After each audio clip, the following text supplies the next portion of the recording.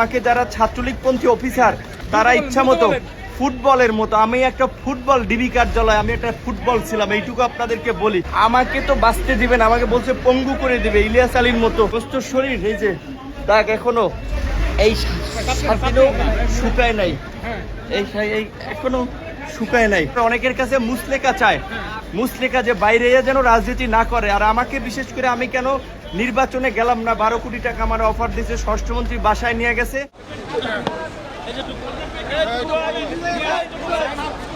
আমার কথাটা বলেন যে নিয়ে আসছে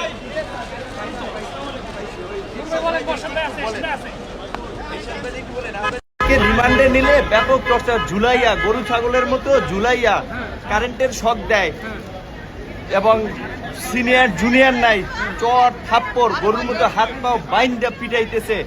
বারবার রিমান্ডে নিলে আরো টর্চার করবে। আপনারা আইনগতভাবে বলেন, রিমান্ডে নিলে যে রিমান্ডের যে নির্দেশনা, যে একজন ম্যাজিস্ট্রেট রিমান্ডে একজন ম্যাজিস্ট্রেট যে উপস্থিত থাকা অবস্থায় যে কথা বলবে সেইভাবে ব্যবস্থা করতে, টর্চার করে সবাইকে ব্যাপক মাত্রায় যেন রাজনীতি না করে। অনেকের কাছে মুসলেকা চায়, মুসলেকা যে বাইরে যেন রাজনীতি না করে। আর আমাকে বিশেষ করে আমি কেন নির্বাচনে গেলাম না, 12 কোটি টাকা আমার অফার দিয়েছে, স্বরাষ্ট্রমন্ত্রী বাসায় নিয়ে গেছে, তারপর আমি কেন নির্বাচনে গেলাম না, শেখ হাসিনাকে নিয়ে গালিগালাজ করি, বক্তব্য দেই সরকারকে নিয়ে। এই কারণে আমাকে যারা ছাত্রলীগপন্থী অফিসার তারা ইচ্ছা মতো ফুটবলের মতো, আমি একটা ফুটবল ডিবি কার্যালয়, আমি একটা ফুটবল ছিলাম, এইটুকু আপনাদেরকে বলি।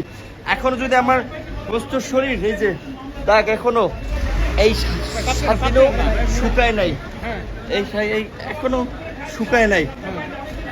আপনারা একটু তো বলেন অন্তত রিমান্ডে যে আমরা এই সরকারের পতন ছাড়া আমাদের বাঁচার এবং জাতির মুক্তির পথ নাই। সরকার পতন না হওয়া পর্যন্ত